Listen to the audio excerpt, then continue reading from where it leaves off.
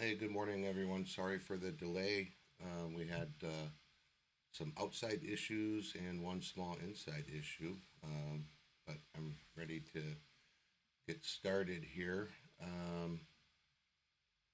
So, what I wanted to talk about today is having to do with all the anti-MAGA influencers that we've seen popping up lately. And this broadcast isn't to mention any names per se, but to make everyone aware of what is possibly going on from what I can see from, and this is my point of view. So there's a question hanging in the air right now, one nobody in the mainstream wants to touch, but everyone can feel it. Why are so many voices suddenly turning against the movement, and why now?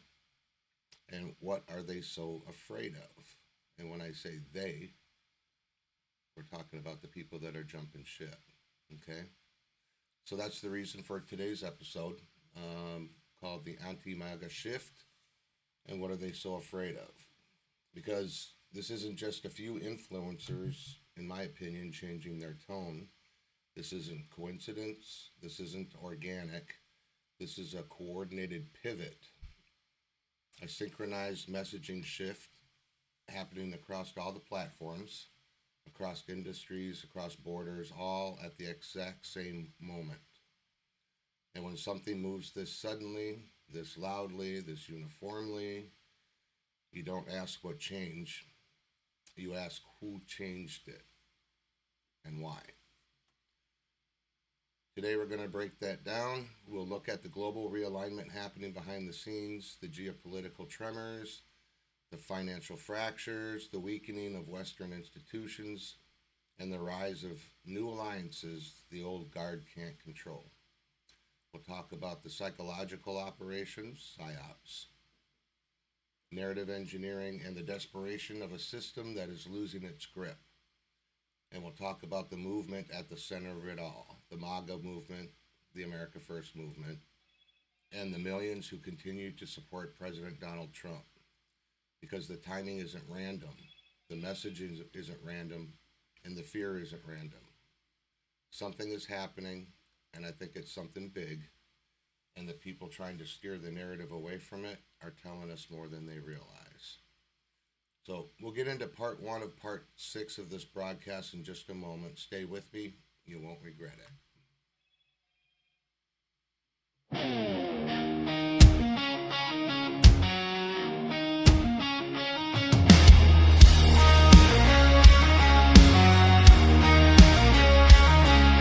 Before the world starts spinning fast, I'll pause and take my stand. Coffee in hand, I lace up truth with heaven's battle plan. No fear, no doubt, I suit up strong as armor fits just right. I'm walking tall, I'm prayed up now, I'm ready for the fight.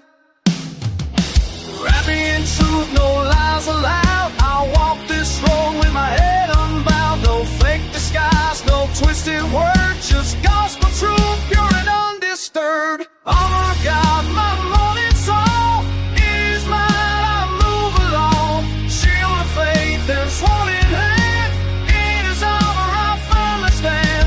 Truth on my ways, peace on my feet, victory is mine, I won't retreat.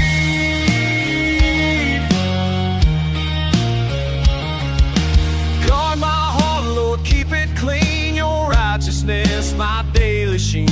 No shame, no guilt, no hidden stain. I wear your grace like a holy chain. Armor of God, my morning song, it is mine, I move along. Shield of faith and sword in hand, in his armor I firmly stand. Truth on the ways, peace on my feet, victory is mine, I won't retreat.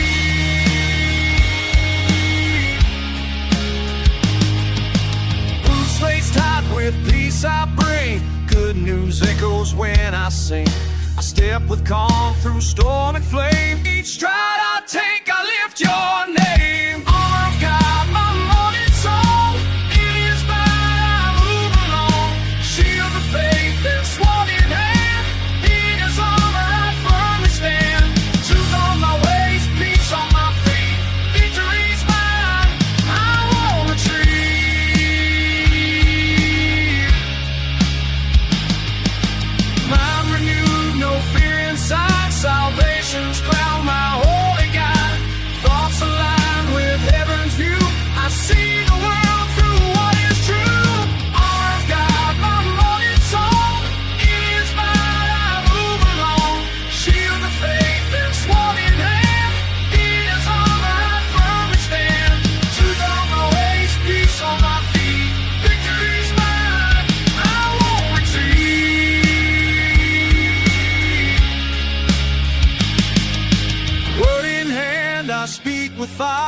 Sharper than steel, it lifts me high. No weapon formed can take me down. I fight with faith, I'll wear the crown. Honor God, my morning song.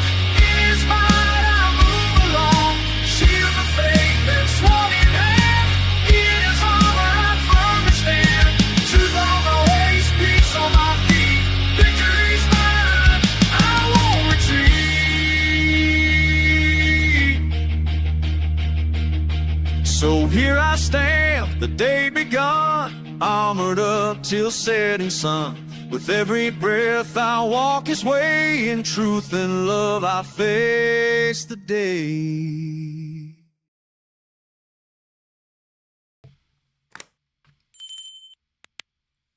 Okay, so in part one, we're going to discuss how the global shift isn't sudden and why we're just seeing it now. So we know that there's a shift happening. It's not just in the media and it's not just in politics, but it's across the whole entire global landscape. Let me just insert here. If we look at what's going on in Ukraine today, what's happening in Iran, and then again, too, what just happened with Israel and Lebanon. So things are happening, things are shifting, and if you notice, we're seeing some new alliances that are being put together. So what we're seeing didn't just begin overnight. It didn't even begin this year. What changed is the visibility of it. For a long time, global power structures held together because people believed in them, and the belief mattered. The perception mattered. Institutions didn't just run on money and force, they ran on trust, and that trust is now eroding. It's not all at once, but it is happening everywhere. People can feel it, can't you? I mean, look at Schumann resonance. If you go look at that, it's off the charts, okay? So most of the people can't, like I said, they can feel it, but they can't really articulate what's going on. And I think that's why the tone on this is changing now. Not because the movement changed and not because the world did. I guess, the narratives that once worked, they don't stick anymore. People are waking up, okay? The explanations for things that are going on feel a lot thinner. The authority feels weaker. I don't know, and then when the illusion starts to crack, we see that the reflex for this is always the same. They got to control the story. They either interject what they want us to think is going on, or it's quiet, it's crickets, okay? So that's what we're seeing right now. So when I say the movement, I'm talking about the MAGA movement and the America First movement, and all the millions of people who continue to support our president, Donald Trump. So they're different voices, different platforms, the same pivot, same language, same moment. Okay, that's not organic, that's coordinated. And what I'm talking about is the big influencers all at the same time started to change, to shift. And they all did it exactly at the same time, saying the same things. Everything was the same. All right. So I think that's coordinated. All right. So now we're going to jump into part two. Okay. And as you can tell, the parts aren't real long, but I broke it up here so that I can more clearly put my thoughts down to what I think is going on. You can take it or you can leave it, but I've been looking at it for a while, and I think I'm on the right track. So in part two, we're going to talk about the financial power and narrative enforcement.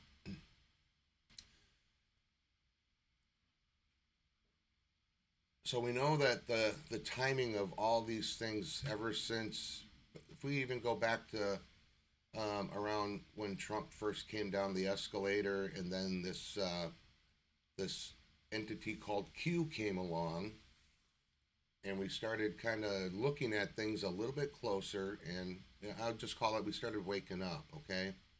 And there are some people that didn't wake up yet and think that this is all, I guess I will say hogwash. I'll keep it clean, okay? So as we noticed here, the timing is never random. It's not in the geopolitics and it's not in the media. Okay? So this is stuff that was happening behind the scenes that we're made aware of. And we started talking and we started forming our groups. And we started noticing things also that it's not in the global power quite precisely. And we'll talk about that. Okay? And we also noticed how money has always shaped the narratives. And what I'm talking about is the narratives of the people that have jumped ship and are now on the other side of the fence against this whole thing. Were they ever really part of it? Okay? So as I said, the money's always shaped the narrative, and we're not just talking in elections, which we see that there was something going on there too. It's not just policy, but it's morality. Okay?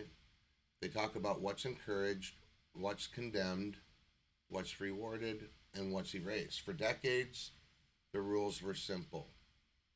Step out of line and the money disappears. Your access disappears, your platforms disappear, your careers disappear. So we look at what happened with the big purge on Twitter when Jack still owned it, okay? And then we talk about when COVID came along, and anybody that talked about COVID or that COVID was not real, they lost their platforms. A lot of people lost their careers, okay? So that leverage only works while the system is dominant. And when I talk about the system, I'm talking about the people that controlled us, okay?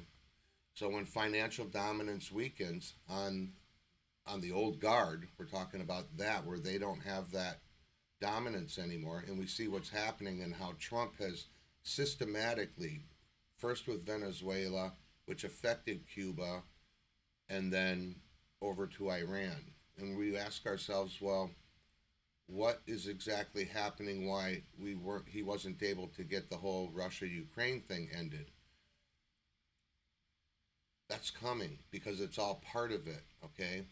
The people that controlled everything that Trump's taken down right now are the same people that are steering what's happening in Europe right now, okay? So we're going to start seeing some changes here, and we're noticing right away with the financial dominance, there's no oil getting out of Iran, not one drop, due to the blockade. That's going to China or any of these other European countries that are still on the puppet strings, okay? So that's what's happening right now. So alternate systems are starting to rise right now, okay? When I talk about alternate systems, I talk about NATO actually starting to implode on itself, and the Board of Peace is, in my opinion, going to take over for NATO. And if you look at who's involved in the Board of Peace, remember I talked about new alliances? That's where we're going. We call them the new blocks, okay? And those are forming right now. So the sanctions they didn't work like they used to, or at least how we were led to believe they did. So the way President Trump is doing it, for all those people out there that were saying, oh my God, this guy needs to be taken out, or they used the 25th, it's because they didn't wait and watch and see what was going on around them, okay? So when people start to realize what's going on, that fear that was always put on us stops working, okay? All those institutions start turning inward, okay? But then they start policing your tone, your language, and your thought, okay? So that's when the pressure starts to show up at home, okay? Not because the movement is dangerous, because it's independent. Okay, so that brings us now into part 3. Why tone shift signal control attempts, okay? So the shift didn't happen loudly, it happened quietly, in tone first. And that was before positions changed, before declarations. Okay, so if you watch on how these big influencers, like I said, I'm not going to mention the names, we all know who they are, but how their narrative started to change, and then they started what they never did before, they started to question what President Trump was doing. Okay?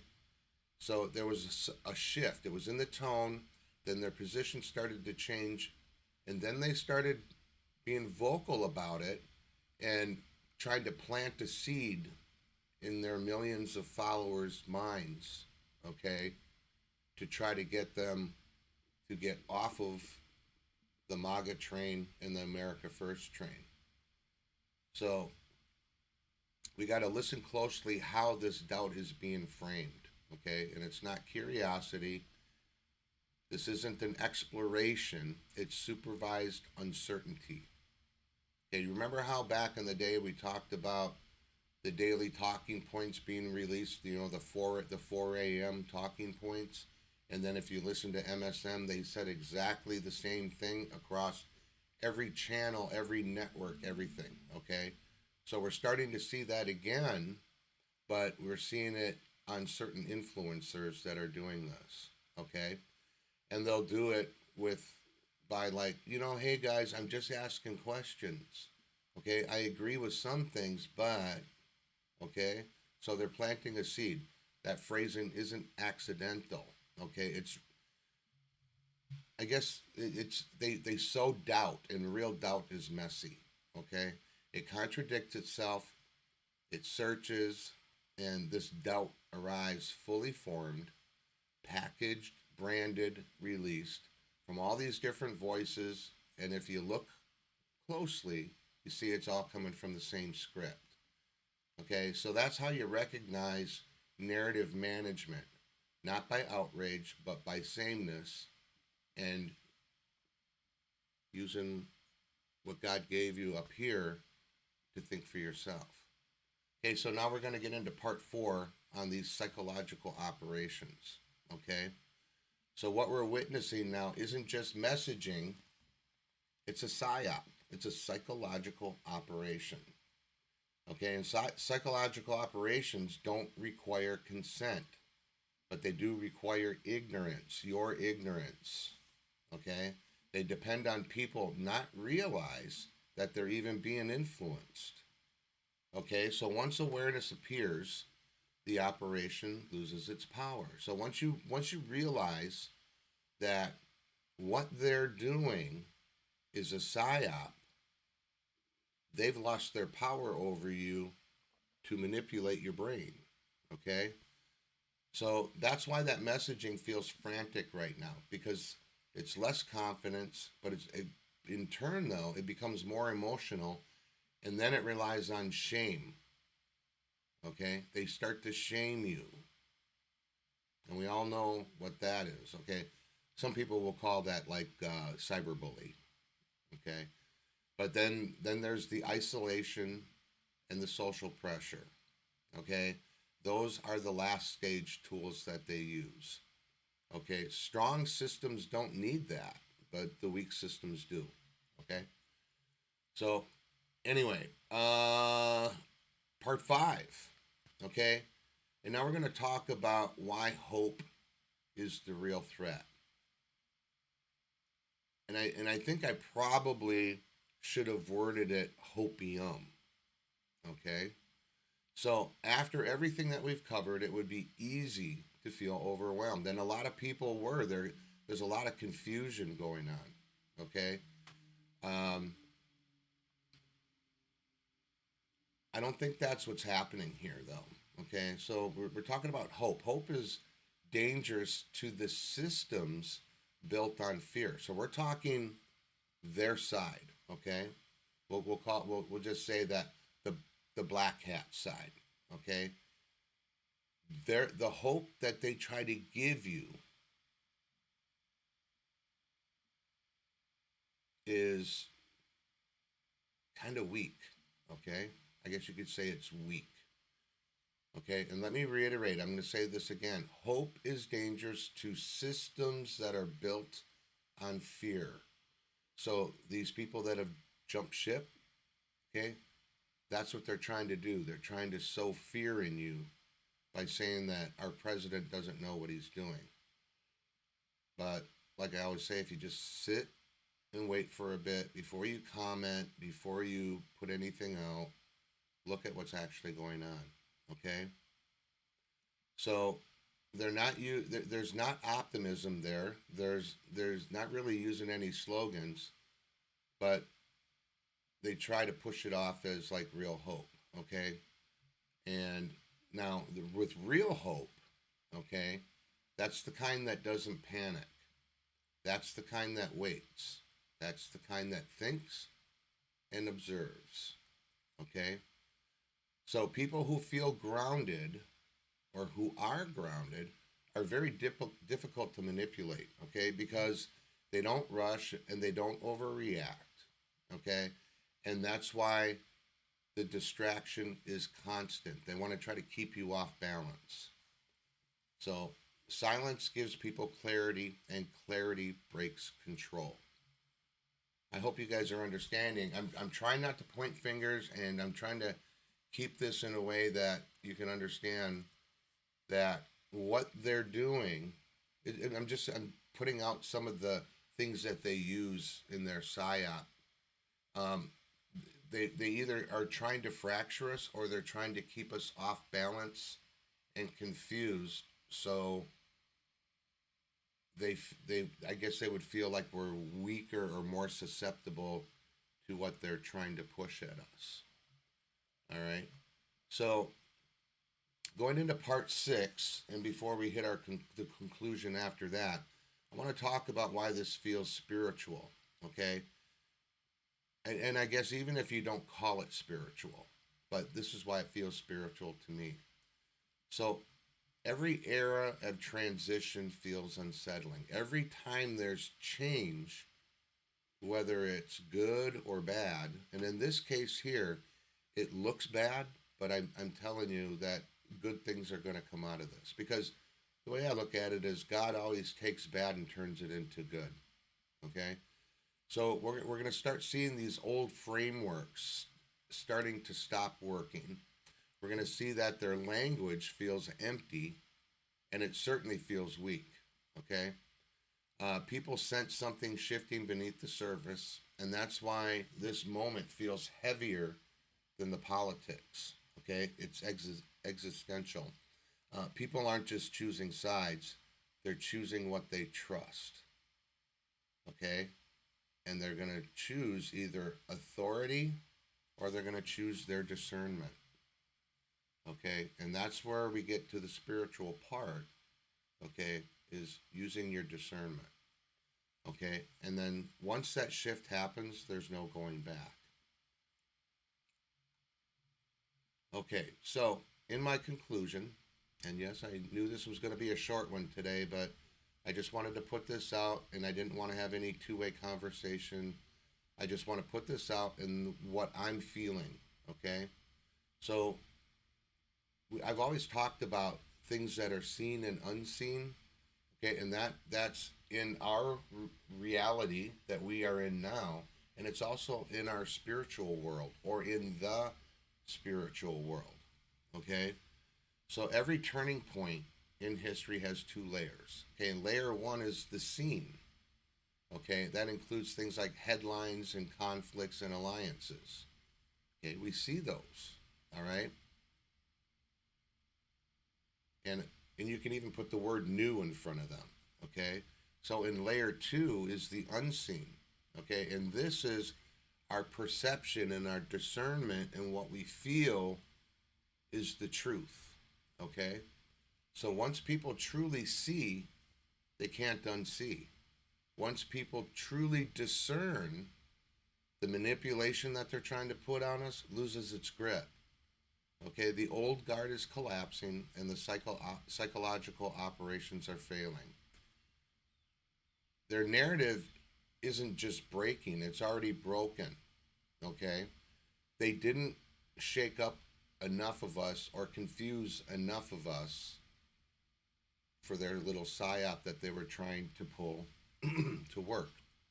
Okay, So the movement's not ending. It's just entering its next chapter. So we're all just going to take a big, deep breath. We're going to stand tall, and we're going to strap on the full armor of God. Because what we're stepping into isn't just a new season, it's a new world. Okay? Now, before I go further, when I'm talking about the new world, we are going to be going into a more prosperous world. Okay? And once we all see it and start to feel it physically and mentally, we have to stand firm in being able to keep it. Okay? So it is going to be a new world, and it's built by ordinary people, like all of you out there listening to me, people like me, okay? The people who choose courage over comfort, truth over fear, and faith over doubt. And whatever comes next, remember, this is always a war for your mind, okay? It's going to be biblical. So thank you for watching and keeping me company. God bless all of you out there on the other side of the screen. Thanks for keeping me company today. God bless you. I'll see you next time. Peace out, people.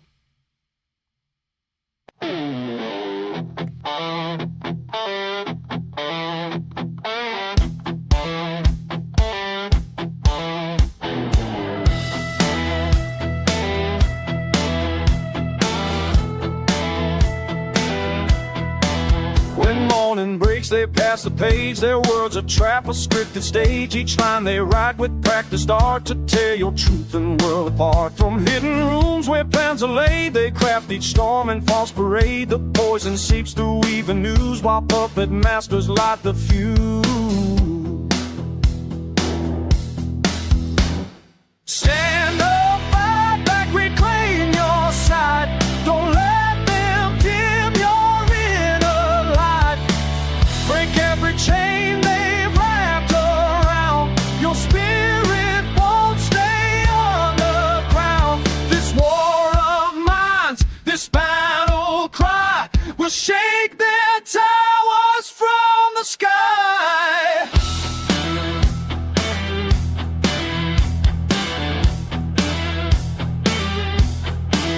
Old Edward's tricks still rule the trade. Each fear and wish precisely made. They sell you pain in pretty shows, while programming which way it flows. Your blood runs hot, your thoughts run cold. The stories break and ratings fold. They split the world in black and white, while freedom fades into the night. Stand up, fight back, reclaim your sight. Don't let them dim your inner light. Break every chain they've wrapped around. Your spirit won't stay underground. This war of minds, this battle cry, will shake their towers from the sky.